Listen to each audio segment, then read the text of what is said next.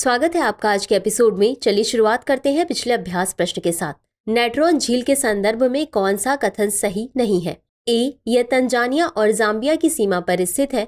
B, इसका पानी अत्यधिक क्षारीय होता है। सी, यह एक मान्यता प्राप्त रामसर साइट और महत्वपूर्ण पक्षी तथा जैव विविधता क्षेत्र है। डी, यह छोटे फ्लेमिंगो के लिए विश्व का सबसे बड़ा प्रजनन स्थल है। इस प्रश्न का सही उत्तर है विकल्प ए। चलिए देखते हैं इसके विश्लेषण को। नेट्रॉन झील यह एक नमकीन झील है जो तंजानिया और केन्या की सीमा पर स्थित है। यह रिफ्ट वैली की पूर्वी शाखा का हिस्सा है। झील में आने वाला पानी पास के माउंटेन ओल्ड डोइन्यो लेंगाई के ज्वालामुखी पदार्थों से होकर आता है, इसलिए झील का पानी अत्यधिक क्षारीय होता है। यह तंजानिया में एक मान्यता प्राप्त रामसर स्थल और महत्वपूर्ण पक्षी एवं जैव विविधता क्षेत्र है। यह विश्व में छोटे फ्लेमिंगो के लिए सबसे बड़ा प्रजनन स्थल है, अतः विकल्प ए सही है। तो चलिए शुरुआत करते हैं आज के एपिसोड की पहले प्रश्न के साथ। तिब्बत के संबंध में निम्नलिखित कथनों पर विचार कीजिए। 1. तिब्बत की सीमा भारत, नेपाल, म्यांमार और भूटान से लगती है। 2. यूत्सांग, खाम और अम्दो तिब्बत के 3 मूल प्रांत हैं। 3. तिब्बत स्वायत्त क्षेत्र केवल अम्दो प्रांत से बना है। उपर्युक्त में से कितने कथन सही है या सही है? ए केवल 1, बी केवल 2, सी सभी 3, डी कोई भी नहीं। इस प्रश्न का सही उत्तर है विकल्प बी केवल 2। चलिए देखते हैं इसके विश्लेषण को।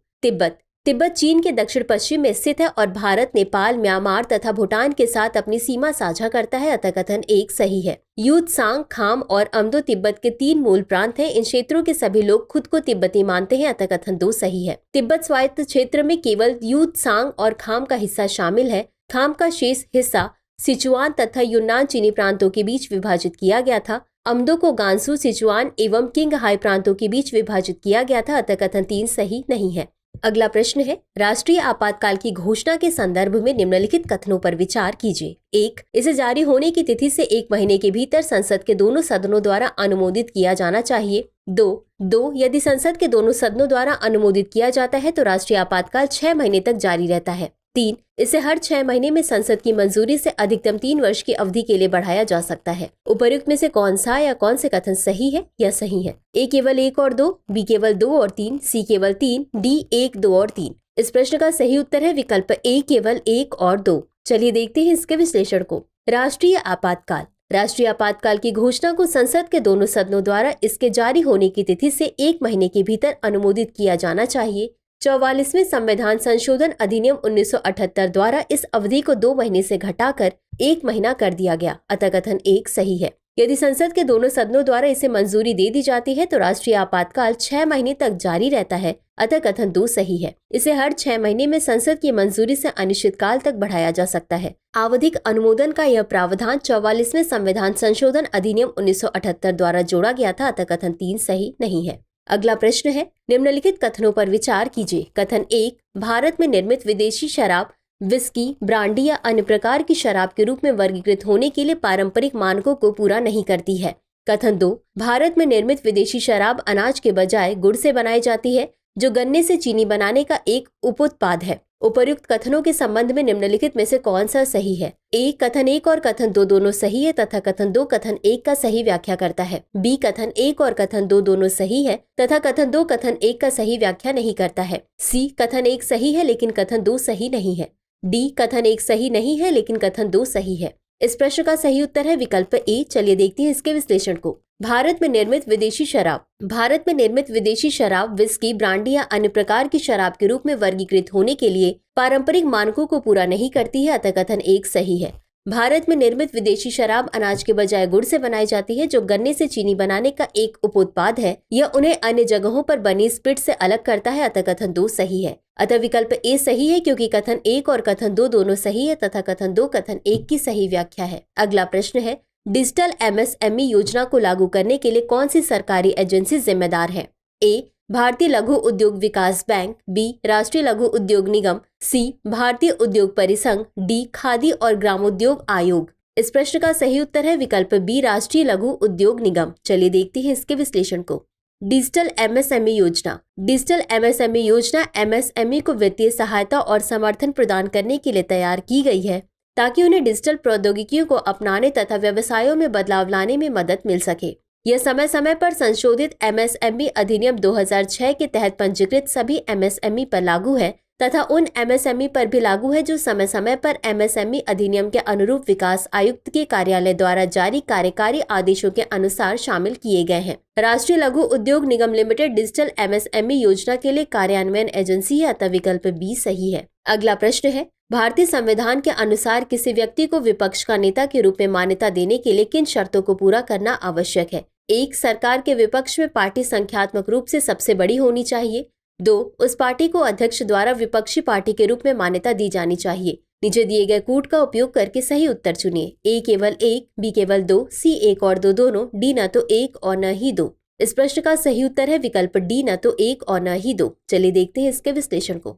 विपक्ष के नेता। विपक्ष के नेता के पद को संसद में विपक्ष के नेताओं के वेतन और भत्ते अधिनियम 1977 के माध्यम से वैधानिक मान्यता प्राप्त हुई, लेकिन यह एक संवैधानिक पद नहीं है। संसद में विपक्ष के नेताओं के वेतन और भत्ते अधिनियम 1977 के अनुसार किसी व्यक्ति को विपक्ष के नेता के रूप में मान्यता देने के लिए 2 शर्तें पूरी होनी आवश्यक है। सबसे पहले, सरकार के विपक्ष में पार्टी संख्यात्मक रूप से सबसे बड़ी होनी चाहिए, अतः कथन 1 सही नहीं है। दूसरा, उस पार्टी को अध्यक्ष या स्पीकर द्वारा विपक्षी पार्टी के रूप में मान्यता दी जानी चाहिए। अध्यक्ष किसी पार्टी को तभी मान्यता दे सकता है जब उसके पास सदन की कुल संख्या की 10% सीटें हों, अतः कथन 2 सही नहीं है। अगला प्रश्न है, निम्नलिखित युग्मों पर विचार कीजिए जिसमें एक तरफ भूवैज्ञानिक स्थल और दूसरी तरफ स्थान दिए गए हैं। 1.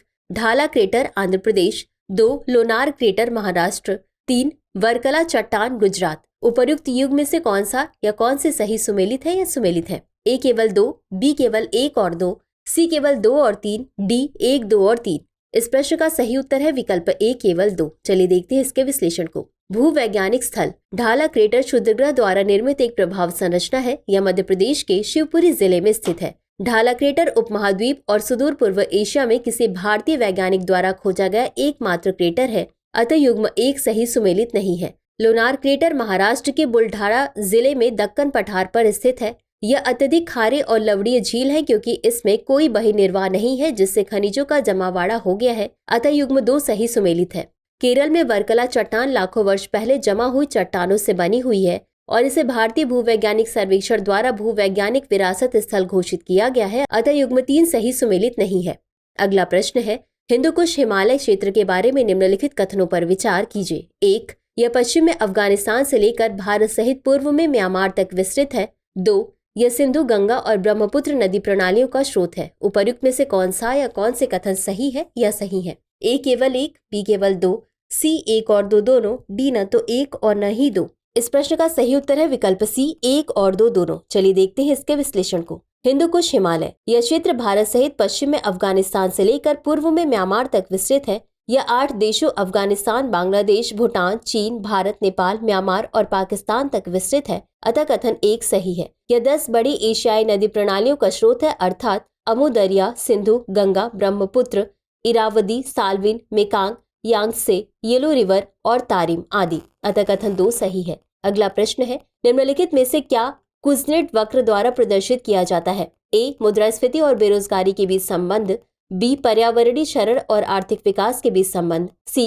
सार्वजनिक खर्च और GDP वृद्धि के बीच संबंध। D. आय असमानता और आर्थिक विकास के बीच संबंध।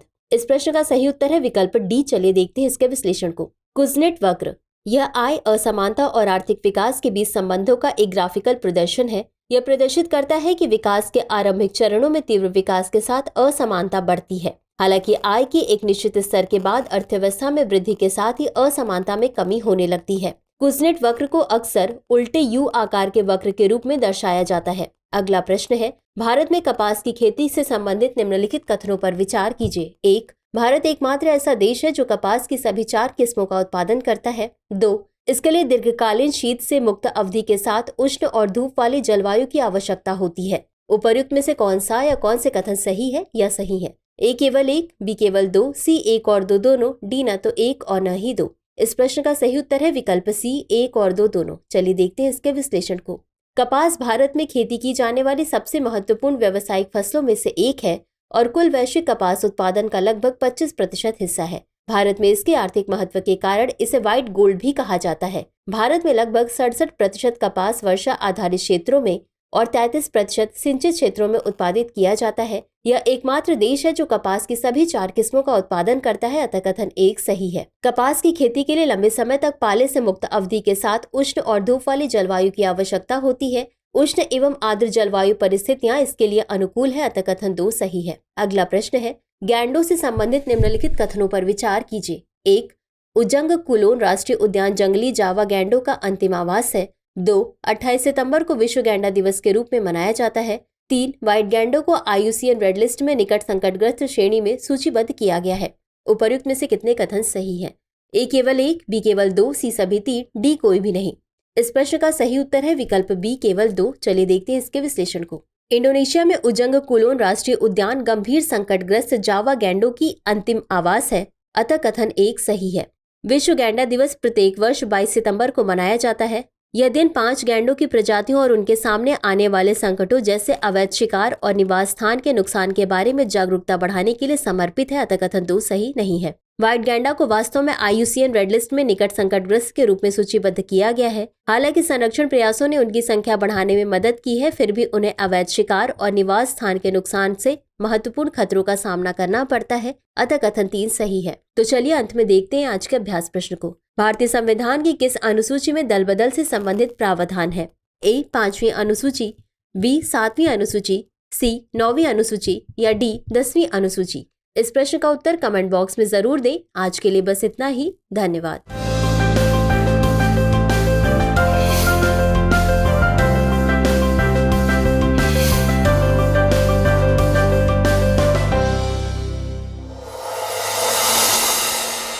डियर व्यूअर्स, अपने एग्जाम की तैयारी को और बेहतर करने के लिए हमारे चैनल को लाइक, शेयर और सब्सक्राइब करना न भूलें।